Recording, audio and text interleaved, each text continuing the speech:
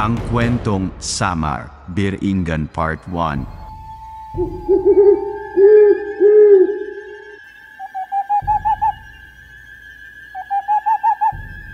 Ay umiikot sa misteryoso at makapigil hiningang mundo ng Biringan sa isla ng Samar.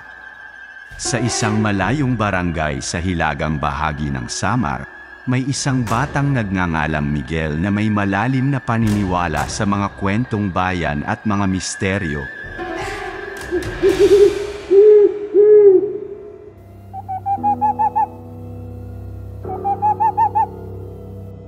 Sa bawat pagkakataon na may pagkakataon siyang makinig sa mga alamat at kwento ng mga matatanda, lalong lumalim ang kanyang panggigilalas sa mga kakaibang mga pangyayari sa kanilang komunidad.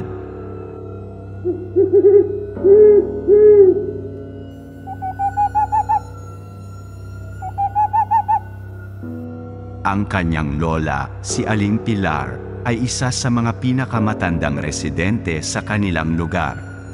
Siya ang malimit na tagapagkwento ng mga kwentong may kinalaman sa Biringan.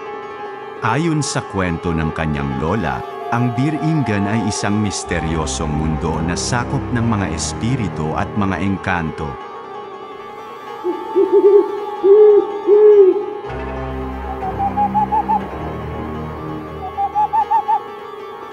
Ipinapahayag ng mga matatanda na sa likod ng makapal na kagubatan ng Samar, doon matatagpuan ang isang hiwagaing lugar na napapalibutan ng misteryo at kababalaghan.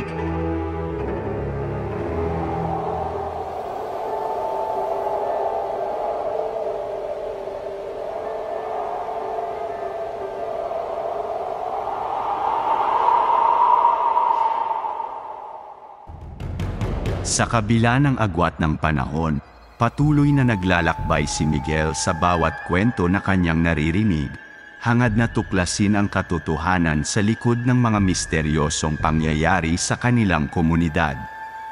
Sa isang gabi ng malakas na hangin nagmumula sa karagatan, may narinig siyang malakas na ungol mula sa kagubatan.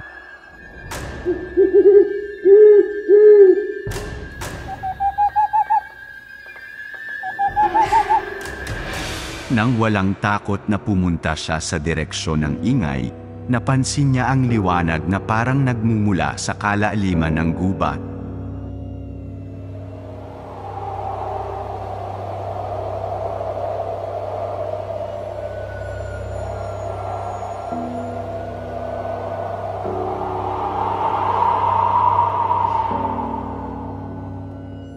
Sa kanyang pagkamangha, nakita niya ang isang kakaibang pinto na tila nagbukas na parang nag-aanyaya sa kanya.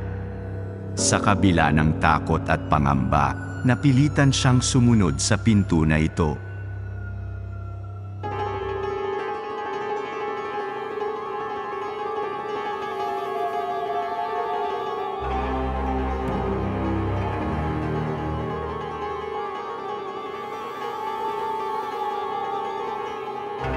Nang buksan niya ito, tila ba siya'y napadpad sa ibang dimensyon.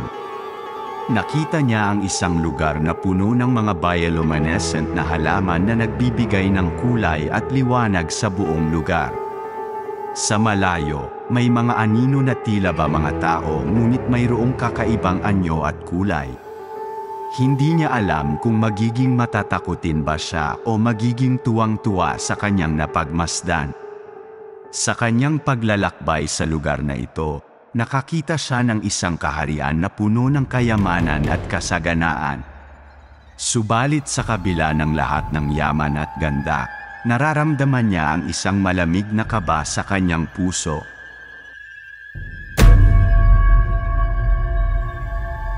Naramdaman niyang mayroong kakaibang panganib na nag-aabang sa kanyang pagdating. Sa gitna ng kanyang kaba at pangamba, may narinig siyang tinig mula sa likod na nagtatawag sa kanya. "Dito ka ba't magpakilala, bata?" ang sabi ng boses na tila ba pumipintig sa kanyang pandinig. Napatalon si Miguel sa gulat, ngunit agad niyang pinilit na magpakalma upang magpakilala. "Ako po si Miguel, isang taga rito lamang. hindi ko po sinasadyang mapunta rito. Tila ba nagtagumpay ang kanyang sagot dahil biglang lumitaw sa harap niya ang isang matandang lalaki na puno ng karunungan at kapangyarihan. Siya raw ang tagapamahala ng Beer Ingen at siyang hahatol kung dapat ba siyang manatili o bumalik sa mundo ng tao. Sa pagtutulungan ng matandang lalaki at ni Miguel, nagkaroon sila ng pagkakataon na muling buhayin ang dati ng nawawalang kaayusan sa Beer Ingen. Sa kanilang paglalakbay at pakikipaglaban sa mga masasamang elemento, natutunan ni Miguel na may mga bagay sa mundong ito na hindi kaya pangunahan ng kanyang kaalaman at pangunawa. Matutunghayan niya ang tunay na ganda at kababalaghan ng Beer Ingen, ngunit sa kabila nito, masusubok ang kanyang tapang at katatagan sa harap ng mga panganib na nagbabantay sa misteryosong mundo na ito.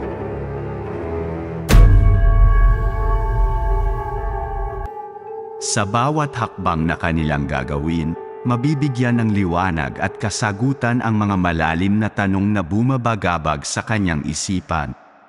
Sa kabila ng lahat, matutuklasan ni Miguel na ang tunay na kayamanan ay hindi lamang nasa material na bagay kundi sa mga karanasan at aral na kanyang mapupulot sa kanyang paglalakbay sa kaharian ng Beer Ingen.